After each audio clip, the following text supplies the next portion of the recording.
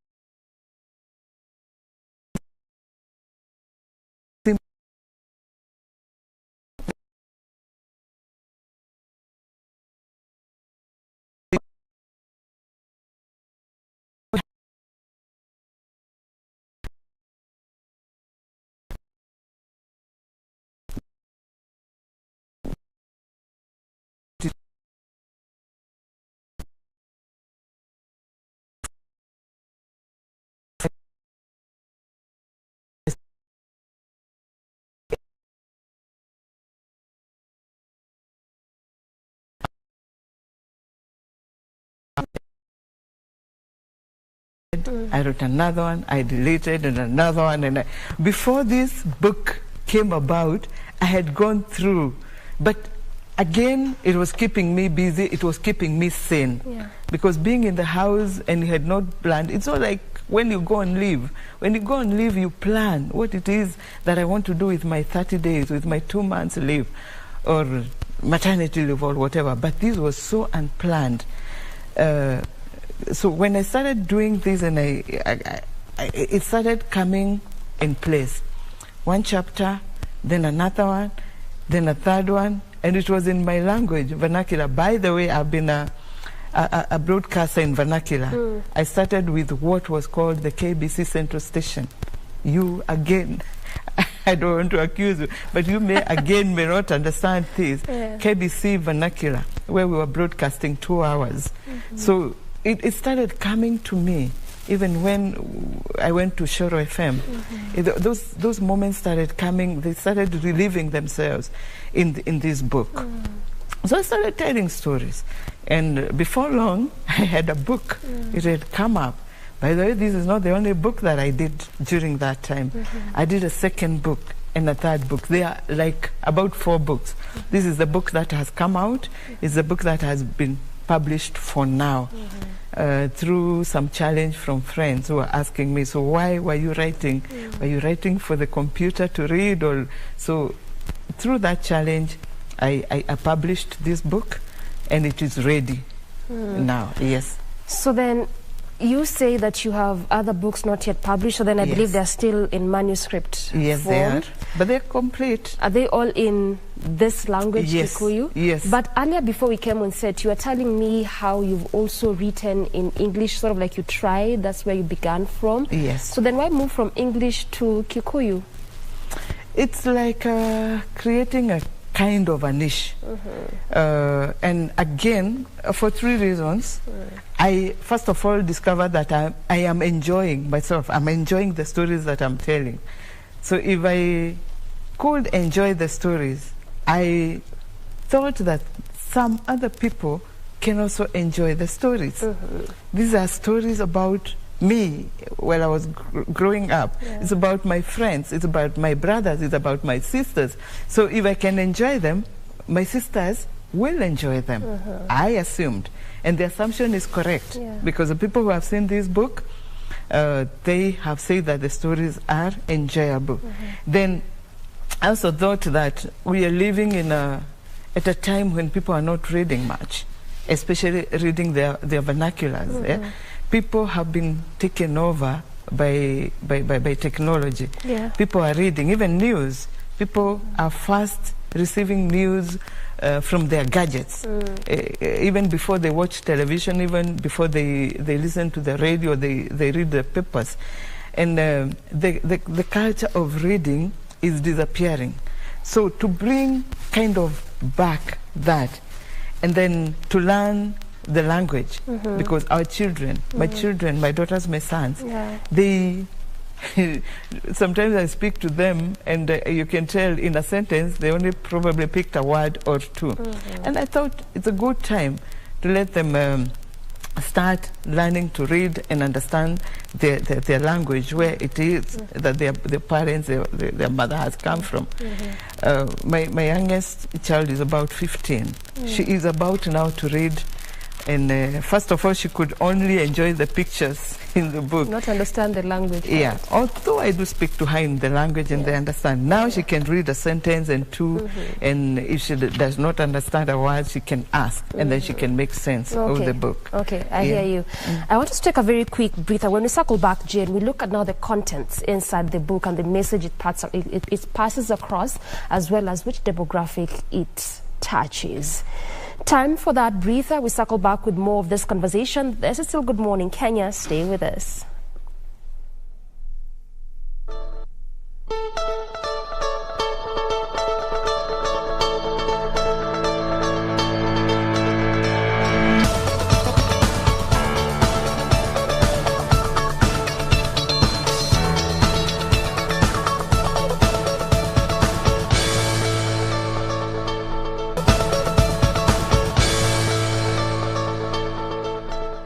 Exactly 27 minutes to the top of the hour. You're still on Good Morning Kenya, and we are continuing with our fast conversation, still touching on the art of writing, the impact of reading. My guest is still here. That is Jane Mumbi, who is a radio producer as well as an author, and she's obviously helping us understand about all of this. Jane, before we went to break, we're talking about, this book, Big in Kikuyu, and it is Njenga wa Nyina wa Kara. Did I say that correctly? Ah, you're correct. Yes, you said it like you... Like I'm from the area. Yes, quite well. And so, you were just talking to us about how you had sort of like began doing it in English, but then you moved to Kikuyu, and this is all because of carving a niche, which is very important. We keep saying that in this time, find your space and just make sure you become the best at that particular space that you find. But then one would ask, having to write it in Kikuyu, what about those who would be interested in this book and they do not understand the language? I don't know. Have you gotten such kind of comments? I don't know about them, but yes, those comments have come. It's even been suggested to me that I translate the book into other languages like Swahili and English for wider reach. It's been suggested. It's something worth thinking about. Not right now, maybe later. Right now, it's about concentrating. Yes, the space you talked about. It's concentrating. Even in the other books are also in the same language. They're also in Gikuyu. It's called Gikuyu. And this book, let it first go to the people it is intended for. Let it saturate that market, that niche, before we start thinking about translation. Translation will come, definitely. Not today, not tomorrow, sometime to come. But at the end of the day, translation will come. Will come, it will. All right, so you're saying that let the book first go to the people that it's intended. Yes. So who are these people the book is intended? What's the demographic? First of all, okay, the book is supposed to be read by children, not so young. It's a children's book. Yeah, kind of, from about 10 years to about 15 years of age. But I've discovered this book is also about me, me and my generation, me and the people that underwent the life that is described in this book. Doreen, just to mention, is that some of these stories are also on YouTube, my YouTube, Jane Mumbi, Washoro FM. And some of the people who are responding are people who can relate to these stories. It's a story about swimming in the rivers. Yeah, those people who are brought up in the village. It's about kuchokozana in the village. It's about bullying. It's about, those stories. It's about building talent. It's about going to school together. It's about, the first story is actually about boys stealing mangoes. Boys from my community would steal mangoes in the morning while they're going to school. Not because some of them do not have mangoes in their village or in their home, but because it was exciting to steal mangoes together as they walk to school. It is what boys do. So a lot of boys of that time, who are 40 and above sometimes, are reacting to those stories in the YouTube. They are reacting to this book. This book has started to circulate, and they're the first people to say, let me get that book because there's something about me. So apart from now that main audience who are children, there is this other audience now of the small children, the big children, who are 40, 30, 50, and whatever, because of the experiences that are told in a hilarious way. Does this age group have time to read? Which one? The one that you're talking about, the 40, the 50? They do. They are the people who are bringing back the culture of reading, because they have discovered that their children are not reading. Their children are on gadgets. Their children are on social media. They are on, all those other things. So they want to set the pace. They want to take the children back to when we used to go to the library to just read, and sometimes it was just about reading storybooks. And it's reminding them, it's a wake-up call to go back to reading. So you're saying that this book is largely more of your story compared to touching a certain age group or certain issues that you saw. So basically you want people to learn from, or to look at life from, your own story. Is that it? It's not exactly my story. Okay. Yeah, it is a story of the young adults who led a story, who led a life, an interesting life, because ours was very interesting life compared to the children today. When I compare what makes you think your generation, the stories were interesting compared to ours, or those that are coming? We had time. We had time to enjoy the stories. We had time. I compare myself and my children.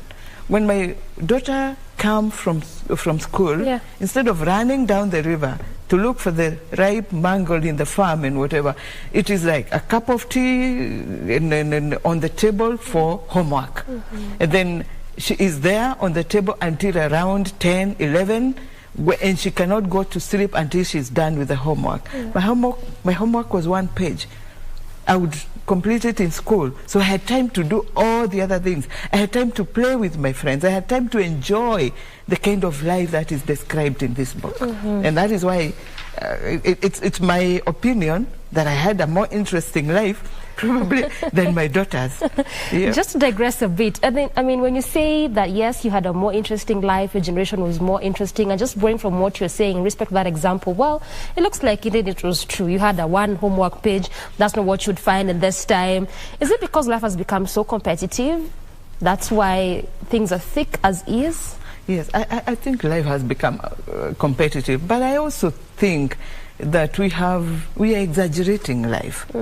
Yeah, I think we're exaggerating because one priest one time told me, he was preaching, and he said life is just about two pieces of fish or 2 fishes, I don't know how to put that, and 5 loaves of bread. As was in the Bible. As was with that boy who came with 2 fish and 5 loaves of bread. They ate, the priest said, and there was surplus. So I think it is still that way. It's about 2 fish, 5 loaves of bread. But we are exaggerating even when we have that. We just want so much. Why would you say you're exaggerating? I mean, look at this. You are the generation that want to wake up today and be rich today. You don't want to work so hard. I saw one conversation on one television one day. It was a conversation with young people, and they were saying, I want to get rich. I want to get rich so much. And then the person who was interviewing them was asking, so it does not matter the process. No, they were saying, no, the simpler the process, the better. I can wake up with $1 million today and another $1 million tomorrow, and drive a about competition. I don't think when I grew up, my mom was competing with the neighbor, or as children were competing with the neighbors' kids. It was not like that.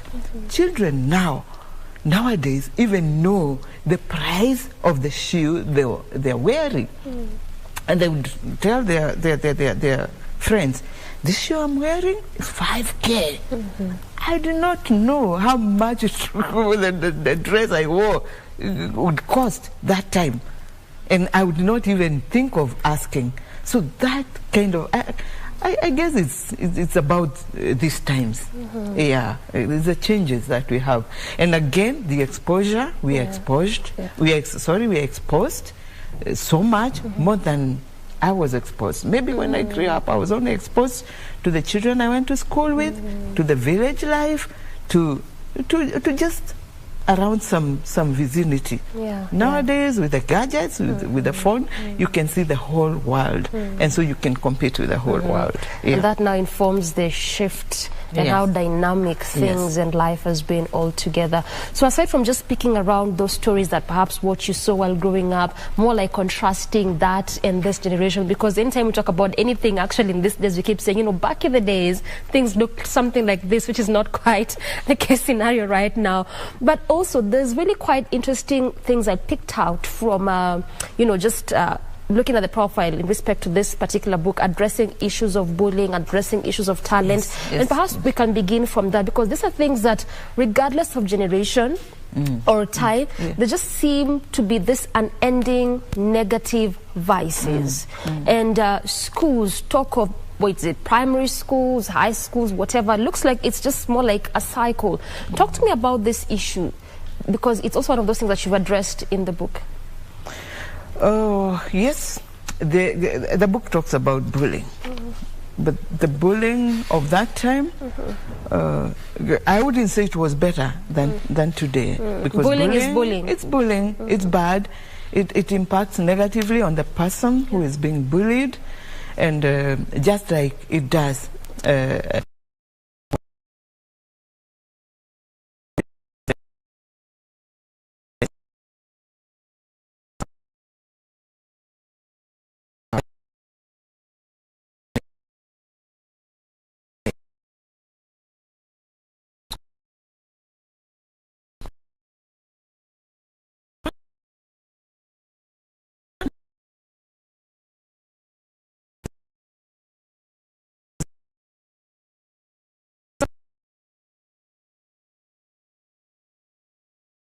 to everybody.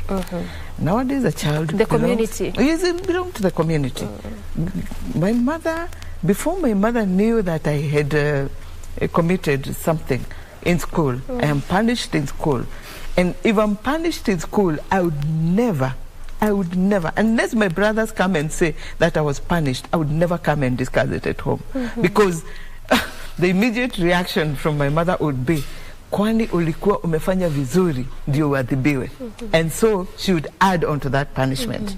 You know? And not take your side. She would not.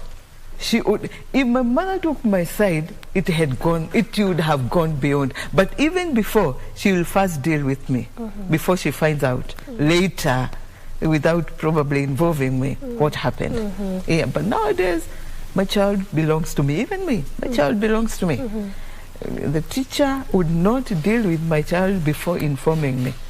Yes, and when I decide about my child, the teacher is like, all right, ni mtoto wako, deal with it. So things have really changed. They have changed. Times have changed. Yes, they have changed, yes. All right. There's also that one aspect of talent. Of course, you won't go into all the contests, but just picking what is more like similar then and now, which is what is revolving around the book. And we are seeing in this new system, which we are also aware that is still under review, more of it being a talent-based as opposed to what we are used to in the 844 system. But again, also there's been quite a lot of concerns in respect to how do you really grow talent in kids? Because again, even in this new system, there's some parents or even some stakeholders who are complaining, is it even this growing talent? Based on some of those activities we've seen even online and how children are told to do or how they're told to perhaps do some kind of activities or whatever it is that they're told to bring. So then how do you really grow talent in kids? Because we are also aware as the world is as we continue to move, it's more shifting from just what you're taught in class to more of what is inside of you in terms of abilities. How do you grow this, and what really have you captured in that regard? Okay, the book captures the growth of talent. The story, one of the stories tells of this boy who is dull, who does not interact with others, who is not good in anything, is not good in studies, is not good in games. So the teachers just let him be. You know, there is that kind of a child that because he's not there, so he's not visible, so everybody else dismisses that boy. Then one day after sports, the head teacher invites a musical band to the school, and once the band strikes the chord, the boy is seen on the stage dancing his all. He is there until the head teacher is like, hey, kumbe this boy, there's something he knows. And from that time, they start concentrating on this boy. There is that thing about every child. Every child is not a child. And we must agree on that. I was in some... Everyone is different and peculiar. It's different, quite different. I was in some meeting a few days ago in a school, and the parents were asking, we bought the PE kits for the children, but my daughter's kit is still new. She packs the kit, she comes back with it, it is not used. The PE shoes are still new.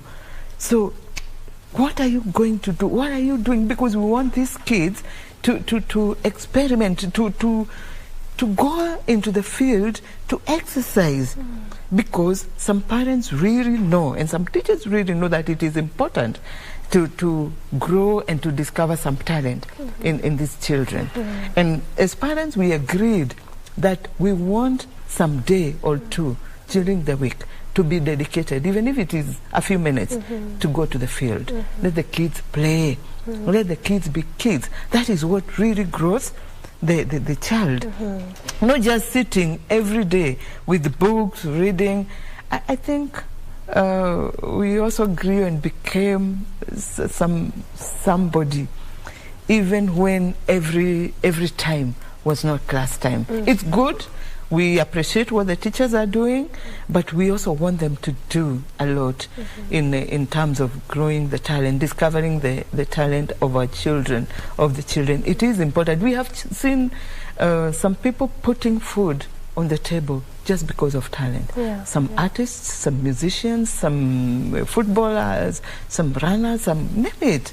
It is important because if it puts food on the table, it is good enough. Yes. And it's also good to just be holistic. Be all round. Look at what you can explore in terms of talent and gifts. Look at what you can put in terms of intellectual property. So just be an all round kind of person.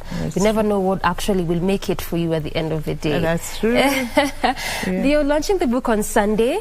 Yes, sure. What time, where, how is it looking like?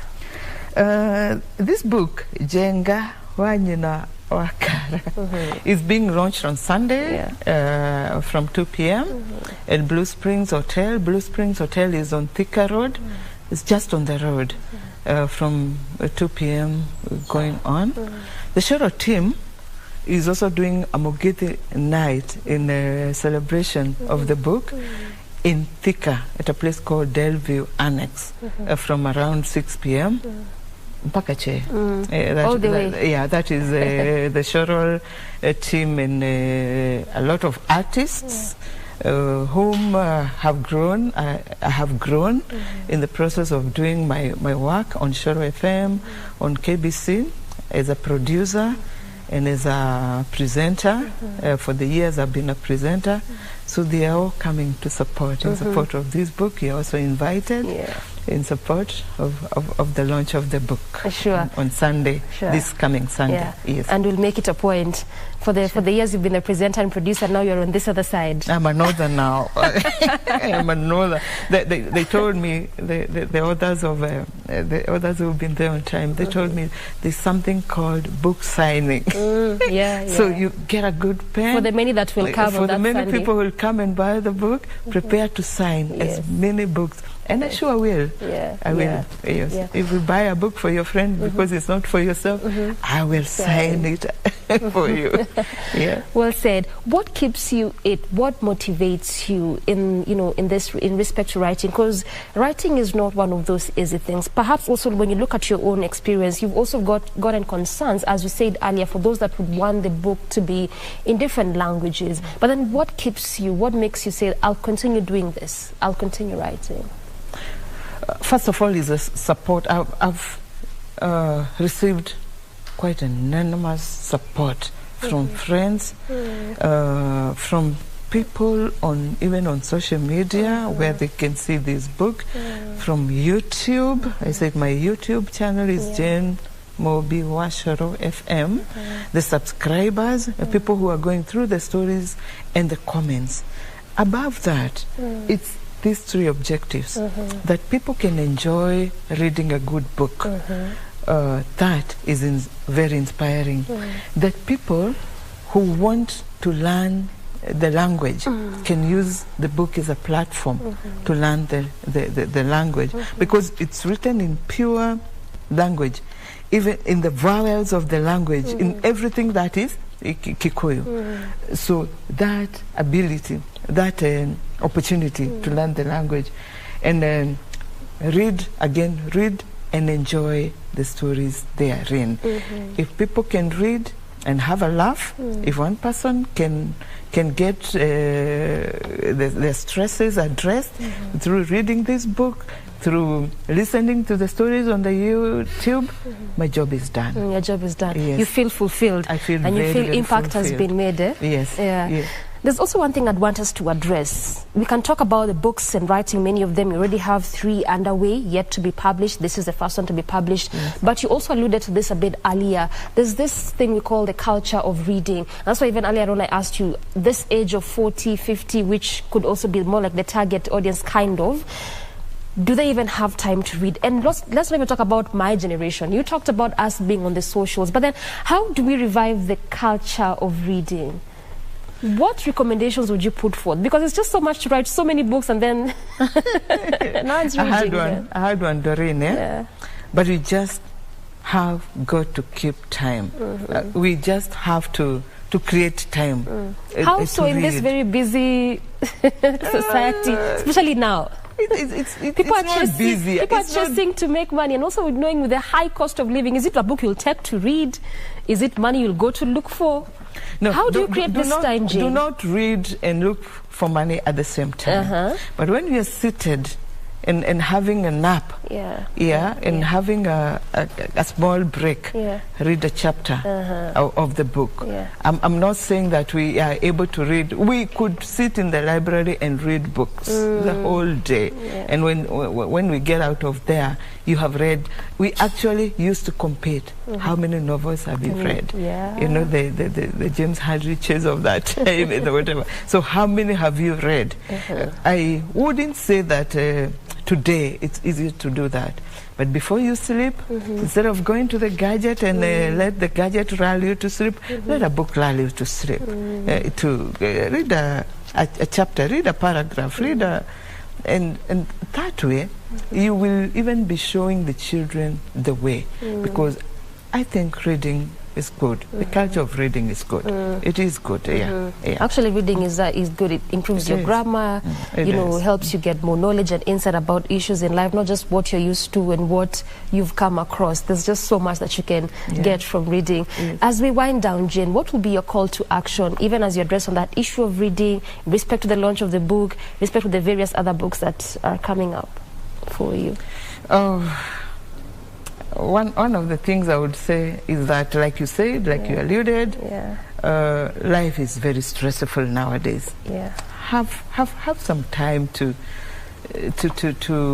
do something that is making you happy, and again have a laugh, like once in a day. It will drain it will bring down your stress, and again read. Read a good book. There are many good books that are just gathering dust. Read a book. And again, if you think that there's something that you'd have wanted to do for the longest time, do it. It is never late. Somebody told me, start with a word, if it is writing. Go to a sentence, go to a paragraph. Before you know, you've got a book. And that is what I did. Somebody told me, even a line, if you've written a line, it is big enough, it is good enough. It's a good step. Celebrate it. Celebrate yourself with a laugh. And a glass of what you take. And a glass of whatever best suits you. Whatever it is, Thank you so much, Jane, for that conversation. It was quite interesting. Asante sana. Thank you, Doreen. That has been Jane Mumbi, radio producer, of course, here at KBC Channel 1, as well as an author talking to us about the art of reading, the impact of writing. We take a very quick breather. We come back with more of Good Morning Kenya. Stay with us.